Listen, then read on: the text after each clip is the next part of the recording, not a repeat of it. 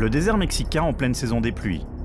C'est le moment où fleurit un des plus petits cactus au monde, un des plus recherchés aussi. Le peyote, une plante magique hallucinogène.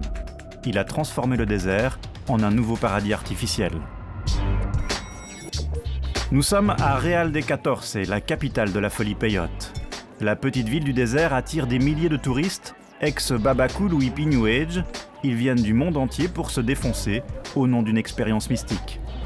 Je me suis toujours intéressé aux chamans, à tout ce qui a une dimension spirituelle. Et les rituels du peyote sont ancrés dans ces expériences-là. D'autres sont ici pour fuir le monde ou leurs propres démons, comme Charles Lover, cet ancien GI. Si les gens ont une âme, et c'est ce que je crois, le peyote vous y donne accès. Vous pouvez voir et mieux comprendre ce qui se passe en vous-même. Et en tant que militaire, j'ai fait un tas de choses atroces. Mais grâce au peyote, je peux faire face à ces choses horribles et je parviens à les accepter, à ne plus les cacher. Hautement toxique, la vente du peyote est interdite. Pourtant, ces dernières années, avec la montée du narcotourisme, le trafic de peyote a dépassé les frontières de la ville pour s'étendre à tout le pays. Mexico, à 600 km de là, ici rien de plus facile que de s'en procurer. Le marché des sorcières de Sonora, entre dépouilles de coyotes et crapauds desséchés. Notre caméra est cachée. Pas besoin d'insister beaucoup pour faire apparaître le peyote sur les étals. Je cherche du peyote, vous en avez ? Oui. Arrête, viens! Et combien ça coûte ? C'est 40 € pièce. Du peyote à l'unité et parfois même au kilo. C'est interdit à la vente ici. Oui, complètement. Mais si je vous paye 50% en avance, vous pouvez m'en procurer combien ? Ce que tu veux, 5-10 kilos, c'est possible ? ce que tu veux. Un trafic ravageur pour le petit cactus. Chaque plante met 30 ans à mûrir. Le peyote, victime de son succès, est aujourd'hui en voie de disparition, tué par les narcotouristes. Retour dans le désert de San Luis Potosí, le dernier endroit au monde où pousse le peyote. Ces hommes sont des Indiens huichols en pleine cérémonie. Une cérémonie qui tourne entièrement autour du petit cactus, des prières et des gestes que les Indiens répètent depuis des millénaires. Pour eux, le peyote est sacré. Il leur permet d'entrer en relation avec leurs ancêtres et les éléments. Il soigne les corps et les esprits. Ils le consomment ensemble pour partir dans un voyage initiatique. Ils sont 70 000 Indiens à vivre pour et par le peyote au Mexique, une culture ancestrale menacée aujourd'hui de disparaître. On dépend totalement du peyote, autant que du maïs, de l'eau, du soleil et du feu. Tous ces éléments sont en relation.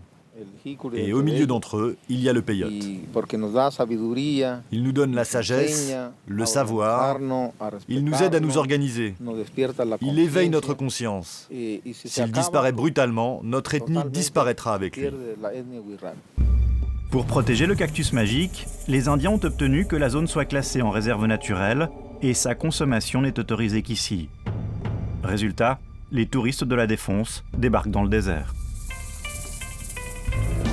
Ces jeunes sont architectes, DJ, psychologues.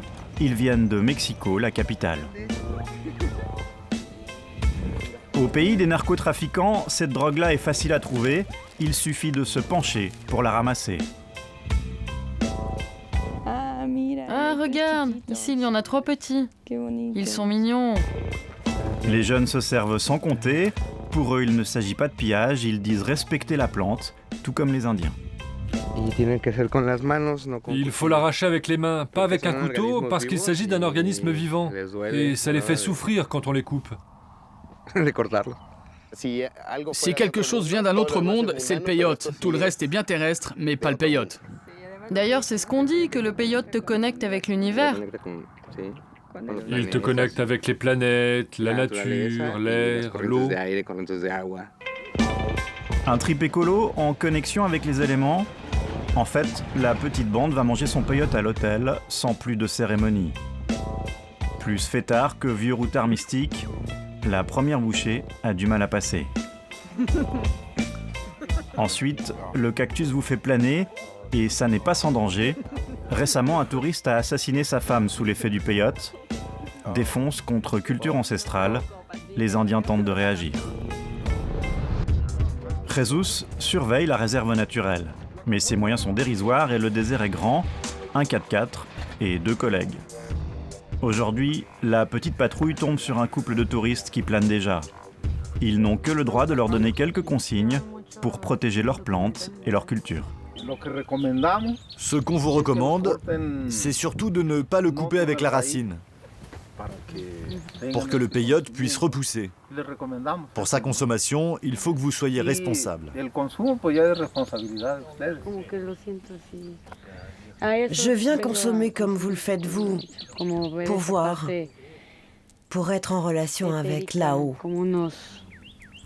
Et puis ensuite pour me diffuser, me dissoudre avec tout le reste. Mais en général, Jesus et ses compères arrivent trop tard et ne trouvent plus que les traces d'une consommation sauvage et faussement initiatique. Là, ce sont des gens qui pratiquent des cultes New Age et mélangent tout. Regardez par exemple, il y a un œil de Dieu, un symbole maçonnique. Évidemment, ils utilisent aussi des symboles chrétiens. Et ils mélangent tout et font un magma bizarre. Et là, ils ont consommé du peyote. Regardez ici, il y a des fleurs de peyote.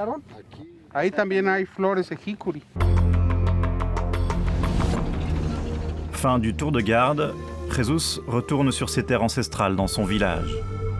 Sa communauté vit dans la pauvreté, dans des maisons en terre battue.